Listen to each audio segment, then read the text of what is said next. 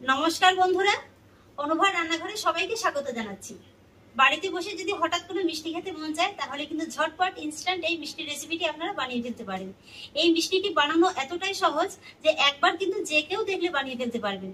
আর সর্বোপরি কথা হচ্ছে, এই মিষ্টিটি খেতে কিন্তু দুর্দান্ত লাগে।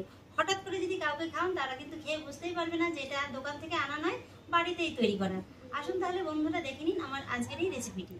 হঠাৎ করে যখনই মিষ্টি খেতে মন চাইবে তখনই কিন্তু ঝটপট করে এই মিষ্টিটা আপনারা বানিয়ে ফেলতে পারেন। আর সেই জন্য দেখুন, এখানে আমি নিয়েছি 1/4 কাপ টক দই। এটা যদি ফ্রিজে থাকে তাহলে ফ্রিজ থেকে অন্তত 30 মিনিট আগে বের করে রাখবেন। সেই সঙ্গে দিয়ে দিচ্ছি 1 টেবিল চামচ ঘি। বন্ধুরা, এই মিষ্টিটা তৈরি করার সময় চেষ্টা করবেন এইভাবে একটু ঘিটা অ্যাড করা, তাহলে কিন্তু মিষ্টিটা খেতে খুবই ভালো লাগবে। সেই সঙ্গে অ্যাড করব 2 টেবিল চামচ গুঁড়ো দুধ, আর অ্যাড করব 1/4 টিস্পুন বেকিং সোডা। এই যে দেখুন বন্ধুরা, ঠিক এতটুকু পরিমাণে নিলেই কিন্তু হয়ে যাবে। আর সেই সঙ্গে স্বাদের ব্যালেন্সটা ঠিক রাখার জন্য অ্যাড করব 1 চুটকি লবণ। এবার আমি এই সমস্ত উপকরণগুলোকে প্রথমে একবার ভালোভাবে ফেটিয়ে নেব। এইভাবে কিন্তু খুব ভালোভাবে এই মিক্সচারটা তৈরি করে নিতে হবে। মিক্সচারটা তৈরি করতে করতেই আপনারা দেখতে পাবেন যে এটা কিন্তু অনেকটা হালকা হয়ে গেছে। এই যে দেখুন বন্ধুরা, আমি কত সুন্দর একটা স্মুথ ব্যাটার তৈরি করে নিয়েছি। আর তৈরি করার পরে দেখবেন এটা একদম ক্রিমের মতো লাগছে। আর এইভাবে ব্যাটারটি যখন খুব ভালোভাবে রেডি হয়ে যাবে তখনই এর ভিতরে অ্যাড করতে হবে 1 কাপ ময়দা। এখানে আপনারা আটা আর ময়দা পাইল করেও কিন্তু নিতে পারেন, সেক্ষেত্রে 1/2 কাপ আটা আর 1/2 কাপ ময়দা নিলেই হয়ে যাবে। এবার আমি ময়দাটাকে এই মিশ্রণের সঙ্গে খুব ভালোভাবে একবার মিশিয়ে নেব। তবে খুব বেশি জোরে জোরে কিন্তু চেপে চেপে মেশাতে যাবেন না, এইভাবে একটু আলতো হাতে মিশিয়ে নিলেই কিন্তু হয়ে যাবে। আর এখানে কিন্তু একটা সফট ডো তৈরি করে নিতে হবে। এই যে দেখুন বন্ধুরা, আমি ডোটিকে খুব সুন্দর করে তৈরি করে নিয়েছি। আর ডোটি কিন্তু ঠিক এরকমই একটু সফট হবে। এই যে দেখুন। আর এবার আমি এই ডোটিকে এইভাবে ঢাকা চাপা দিয়ে রেখে দেবো 10 মিনিটের মতো। আর এই 10 মিনিটের ভিতরে কিন্তু ডোটি খুব সুন্দরভাবে সেট হয়ে যাবে। আর এই 10 মিনিটের ফাঁকে চলুন আমি একটি চিনির শিরা তৈরি করে নেব। আর সেই জন্য একটি কড়াইয়ের ভিতরে দিয়ে দেবো 1 কাপ চিনি, আর দিয়ে দেবো 1 কাপ জল। সেই সঙ্গে দিয়ে দেবো মুখ ফাটিয়ে নেওয়া 3টি এলাচ। এবার আমি চিনি শিরাটাকে তৈরি করে নেব। আমরা সাধারণত গোলাপ জামুন তৈরি করতে যেমন চিনি শিরাটা তৈরি করে থাকি, এই চিনি শিরাটাও কিন্তু ঠিক সেরকম করেই তৈরি করে নিতে হবে। খুব বেশি ঘন করে নিলে হবে না। এই চিনিটা ভালোভাবে গলে যাওয়ার পরে 2 থেকে 3 মিনিটের মতো একটু জাল করে নিলেই কিন্তু হয়ে যাবে। হাই ফ্লেমে আমি চিনিটাকে জলের সঙ্গে খুব ভালোভাবে মেল্ট করে নিয়েছি। আর এবার মিডিয়াম ফ্লেমে আমি এই চিনি শিরাটাকে 2 থেকে 3 মিনিটের মতো একটু জাল করে নেব। তবে তার আগে আমি এর ভিতরে অ্যাড করব সামান্য একটু কেশরী ফুড কালার। তবে এটা সম্পূর্ণই অপশনাল, হাতের কাছে না থাকলে না দিলেও চলবে। এটা দিলে কি হয়, চিনি শিরার কালারটা খুব সুন্দর আসে, সেই সঙ্গে মিষ্টির কালারটাও খুব সুন্দর আসে। এখানে আপনারা কেশরী ফুড কালারের পরিবর্তে কিন্তু জাফরানটাও ব্যবহার করতে পারেন। এই যে বন্ধুরা, চিনি শিরাটাকে আমি খুব সুন্দর করে তৈরি করে নিয়েছি। এই যে দেখুন, এইভাবে একটু আঙুলে নিয়ে দেখবেন। যদি দেখেন যে এরকম খুব সুন্দরভাবে একটু চিটচিটে ভাব এসে গেছে তাহলেই বুঝবেন যে চিনি শিরাটা একেবারে তৈরি হয়ে গেছে।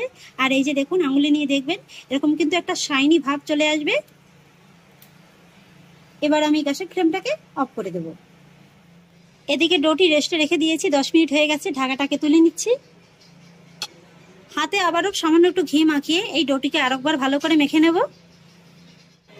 আর তারপরে এই ডোটিকে আমি একটা রুটি বেলনির পরে নিয়ে নেব, আর হাতের সাহায্যে এইভাবে একটু গোল করে নেব। আর তারপরে এই ডোটিকে রোলিং পিনের সাহায্যে এইভাবে একটু বেলে নেব। তবে এটা কিন্তু খুব বেশি জোরে জোরে চেপে বেলে নেওয়ার প্রয়োজন নেই, একটু আলতো হাতে বেলে নিলেই হয়ে যাবে। আর একেবারে খুব বেশি পাতলাও রাখা যাবে না, আবার একেবারে কিন্তু মোটাও রাখা যাবে না।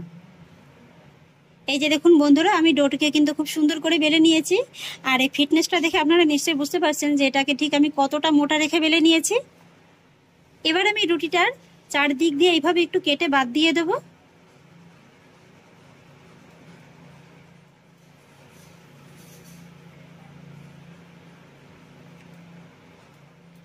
তবে এই যে বাড়তি অংশটুকু আছে এটা কিন্তু ফেলে দেওয়ার প্রয়োজন নেই, এটা দিয়েও কিন্তু পরে আবার তৈরি করা যাবে। সাইড থেকে আমি খুব সুন্দর করে কেটে নিয়েছি। আর এবার আমি আমার পছন্দ মতো করে একটা শেপ দিয়ে নেব।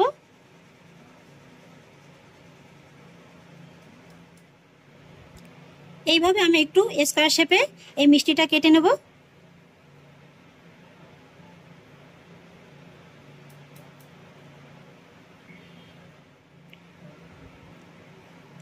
এই যে বন্ধুরা খুব সহজেই কিন্তু একেবারে কাটা হয়ে গেল। এই যে দেখুন, এই যে বন্ধুরা দেখুন আমি কিন্তু একা করে সমস্ত মিষ্টিগুলোকে সব তৈরি করে নিয়েছি। আর এবার এই মিষ্টিগুলোকে কিন্তু ভেজে নিতে হবে। আর সেই জন্য কড়াইতে একটু বেশি পরিমাণে সাদা তেল বসিয়ে মিডিয়াম ফ্লেমে মিডিয়ামভাবে কিন্তু গরম করে নিতে হবে।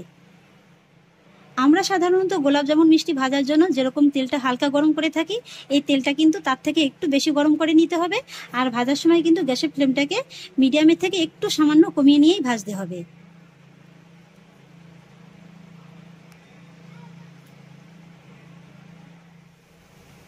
বেশ কয়েকটা মিষ্টি আমি গরম তেলের ভিতরে ছেড়ে দিয়েছি। আর এটা দেখুন তেলে ছাড়ার সঙ্গে সঙ্গেই কিন্তু তেলের উপরে ভাজতে শুরু করে দিয়েছে। মিষ্টিগুলোকে এই যে দেখুন আমি কিন্তু হালকা গোল্ডেন ব্রাউন করে ভেজে নিয়েছি। এবার আমি গরম তেল থেকে তুলে নেব। আর তারপরে এই ভেজে নেওয়া মিষ্টিগুলো চিনি শিরার ভিতরে দিয়ে দেবো। চিনি শিরার সঙ্গে ভালো করে একবার মিশিয়ে নেব। দ্বিতীয় ব্যাচের মিষ্টিগুলোকেও একই রকম ভাবে ভেজে নেব। দ্বিতীয় ব্যাচের মিষ্টিটাও আমি একই রকম ভাবে ভেজে নিয়েছি, এটাকেও চিনি শিরার ভিতরে দিয়ে দেবো।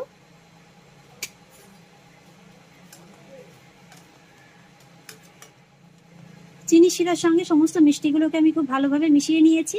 আর এবার আমি মিষ্টিগুলোকে চিনি শিরার সঙ্গে মিডিয়াম লো ফ্লেমে 1 থেকে 1.5 মিনিটের মতো একটু ফুটিয়ে নেব। এই যে দেখুন বন্ধুরা মিষ্টিগুলোকে কিন্তু আমি চিনি শিরার সঙ্গে 1 থেকে 1.5 মিনিটের মতো এইভাবে একটু ফুটিয়ে নিয়েছি। আর এবার কিন্তু গ্যাসের ফ্লেমটাকে অফ করে দিতে হবে। আর তারপরে 1 ঘন্টার মতো এইভাবে ঢাকা চাপা দিয়ে এই মিষ্টিগুলোকে কিন্তু এইভাবে রেস্টে রেখে দিতে হবে।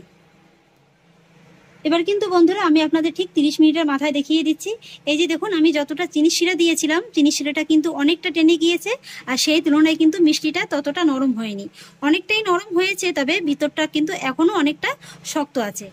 তাই আমি আরো হাফ কাপ চিনি আর হাফ কাপ জল একই রকম ভাবে ফুটিয়ে চিনি শিরাটা তৈরি করে নিয়েছি। সেই শিরাটা এখন এই মিষ্টির ভিতরে দিয়ে দেবো। তাই বলছি এখানে কিন্তু আপনারা অবশ্যই 1.5 কাপ চিনি আর 1.5 কাপ জল দিয়েই চিনি শিরাটা তৈরি করে নেবেন। এই চিনি শিরাটাও আমি মিষ্টির সঙ্গে ভালোভাবে মিশিয়ে নেব। আর তারপরে একই রকম ভাবে আবারও ঢাকা চাপা দিয়ে 30 মিনিটের মতো রেখে দেবো। ফিরে এলাম 1 ঘন্টা বাদে। এবার আমি ঢাকাটাকে তুলে নিচ্ছি। এই যে দেখুন বন্ধুরা মিষ্টিগুলো একেবারে কত সুন্দর ফুলে গেছে। আর চিনি শিরাটা কিন্তু খুব সুন্দরভাবে একেবারে টেনে নিয়েছে। এই যে দেখুন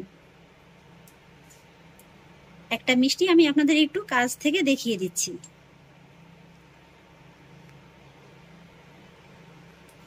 এই যে দেখুন কত সুন্দর হয়েছে একেবারে মিষ্টিগুলো। মিষ্টিগুলো আমি একটি সার্ভিং প্লেটে সার্ভ করে নিয়েছি। আর দেখার একটু সৌন্দর্যের জন্য উপর থেকে ছড়িয়ে দিয়েছি সামান্য একটু পেস্তা বাদাম কুচি। আর এবার দেখুন বন্ধুরা মিষ্টিগুলো দেখতে কতটা লোভনীয় লাগছে। দেখেই মনে হচ্ছে না যে এখনই তুলে একটা খেয়ে নিই। বাড়িতে যদি হঠাৎ কোনো অতিথি চলে আসে তাহলে কিন্তু এই মিষ্টিটা আপনারা ওদের তৈরি করে দিতে পারেন। ওরা কিন্তু খেয়ে বুঝতেই পারবে না যে এটা দোকান থেকে আনা নয়, বাড়িতে নিজের হাতে বানানো মিষ্টি। এবার আমি আপনাদের একটা মিষ্টি একটু কেটে দেখিয়ে দিচ্ছি যে মিষ্টিটা কতটা নরম হয়েছে।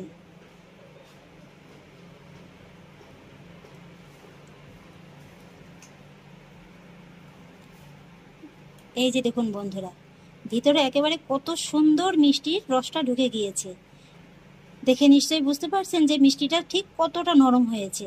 একেবারে যাকে বলে তুলোর মতো নরম, মুখে দেওয়া মাত্রই কিন্তু মিলিয়ে যাবে। যারা মিষ্টি প্রেমিক মানুষ আছেন তারা তো এই মিষ্টিটা খুবই পছন্দ করবেন। আর তাছাড়া যারা মিষ্টিটা খুব একটা বেশি পছন্দ করেন না, আমি 100% গ্যারান্টি দিচ্ছি যে এই মিষ্টিটা যদি একবার খান, খেয়ে কিন্তু এই মিষ্টিটার আপনারা একেবারে প্রেমে পড়ে যাবেন। এতটাই সফট হয় যে মুখে দেওয়া মাত্রই কিন্তু একেবারে মিলিয়ে যাবে। এই যে দেখুন বন্ধুরা কত সুন্দর একেবারে নরম তুলতুলে হয়েছে। এই যে দেখুন প্রত্যেকটা মিষ্টি কিন্তু একেবারে খুব সুন্দরভাবে একেবারে দেখুন এই যে নরম তুলতুলে হয়েছে।